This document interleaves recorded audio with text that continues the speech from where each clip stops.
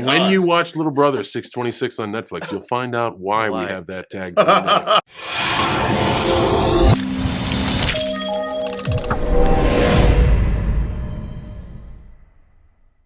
Guys, first off, congratulations on the film, and thank you for your time. I really appreciate it. Of course, so thank you. I'm going to start with John. I saw the film last night, and I laughed a lot. I thought it was hilarious, so I really enjoyed it.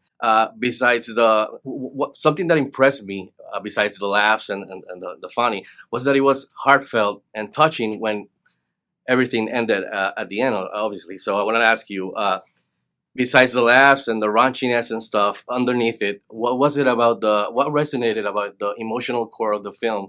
What resonated the most with you? And what do you hope audiences take away from that? So I never want to tell audiences how to think, right? Okay. I just want to explain my perspective. The way I would approach this, certainly when Eric gave me the script, was it's an awesome vehicle for Eric to do amazing Eric things. And when I read it, I was like, man, I think I can really help here by being invested in my character's journey, taking it seriously. A lot of times in comedies, especially when you're around very funny people, you want to be in on the act.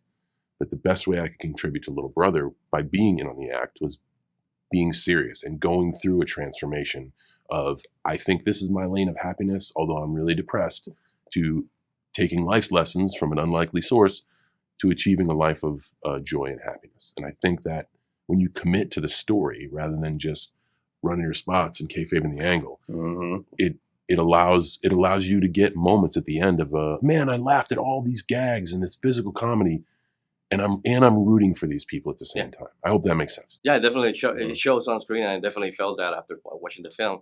So congrats on that, André. I wanted to ask you, obviously as a performer and a comedian, there's a fine line when you're playing with raunchiness and the comedy, but also you want to do something that's heartfelt. So Yeah. can you talk to me, can you tell me, as an actor, as a performer, as a comedian, how do you balance that where the emotion and the funny can coexist but don't overtake the other one? Like in this film? Well, you're approaching every moment earnestly, whether it's a comedic moment. You know, there's a scene where I pee in my mouth in his car, but I approach that with the same earnestness as any of the more emotional scenes. Like, you never want to wink at the camera. The death of comedic acting is playing things comedic. Right. You want to play it as if you're actually suffering through those big over the top slapstick moments.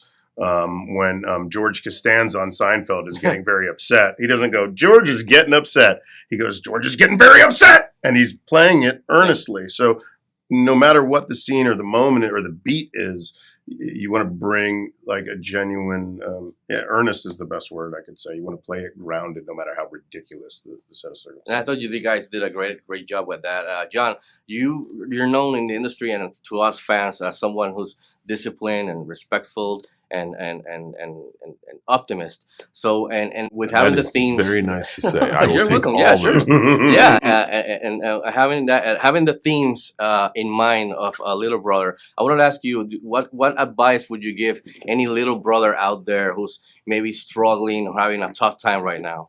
Ooh, so interesting question, right? And I'm just a man in a yellow suit. There's no reason for you to heed anything that I say as professional. I have no pieces of paper on the backdrop back here to say I'm qualified for that. When I'm going through a rough spot, many times I struggle to find the good in life. But as an optimist, there is good all over the place. Start with a small slice of good. I say, what's the worst thing that's going on? Name 3 good things around me right now. And when you begin to lean away from pessimism and into gratitude, into thanks, for me, it helps make the tough roads a little smoother. I appreciate that. And quickly, before wrapping up, I want to ask you guys, if your characters were professional wrestling tag team duo, what would their name be and what would their finishing signature move be? So I would have to switch my name to my middle name, and I would be Anthony. And we would be Eric and Anthony. And in the realm of Little Brother, we would call ourselves Eat Ass. That's good. You had that on deck. I did not. I just That was in the moment? in real time. That's incredible. I had nothing. And Thank when God. you watch Little Brother 626 on Netflix, you'll find out why we Why? have that tag. to the name. You'll definitely find He'll out. do the talking, and I'll do the physical stuff. So, guys, You again, have done thank you this for your time. before. I really appreciate it. And congrats on the film. And Thank John, you, man. in behalf of my brother, who's a big fan, my best friend, who's a big fan, you have a lot of fans in Puerto Rico. So, Thank we you. want to thank you for all the ways you've entertained us throughout the years through your wrestling and now film and TV. So, we thank you. What a rich Indeed. tradition wrestling has on the island, and I'm happy to be a piece of that puzzle. Thank you so Yeah. much. So, thank you, guys. Have a Thank good you. one.